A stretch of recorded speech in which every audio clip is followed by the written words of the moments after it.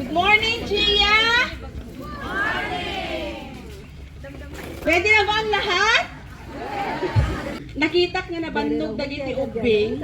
Ito nga ti una antay nga ayamon ta pare ayamon tatak dagitoy 14 young people. Purito na bandog tayo tatay so nga pagganaan tayo mi dete utak tayo.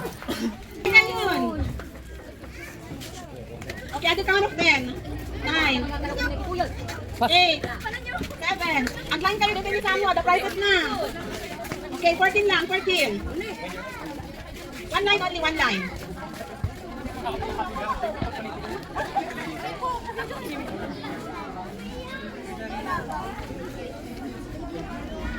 Again, oy, dapat 14.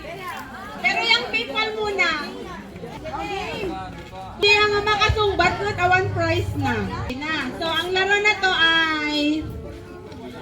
guess the Bible character associated with each word. Example, no ibagak iti Bethlehem, Jesus. Okay? Number 1, chief tax collector.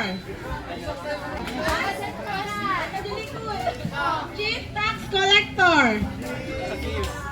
Zacchaeus. Very good, Nagatoy. Pili ka. May salang ah? May salang. Asa ka pa nag-reach ha? Awan kayo, kastalan natin. Awalan ng friend lang. O, next. Dream.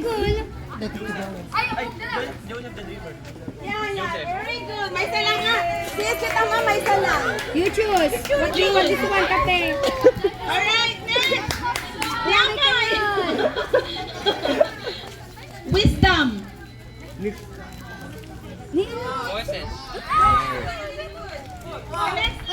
in line.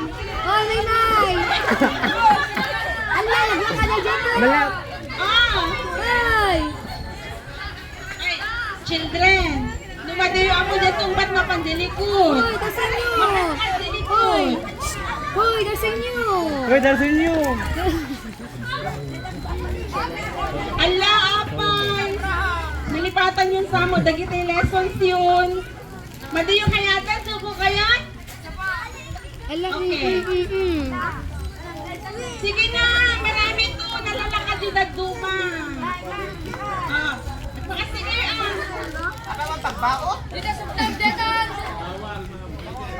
ay, ano tayo question ko? Wisdom. Very good.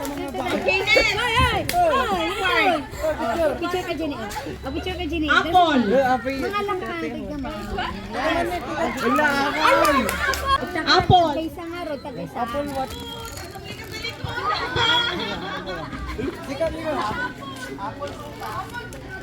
Apple. Sino dapat Apple. apple? Eva and Dada. Picture. Rainbow.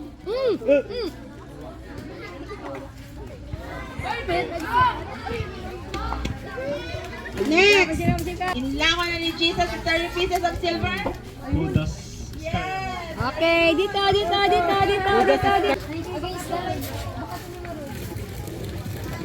Ate, ano dyan?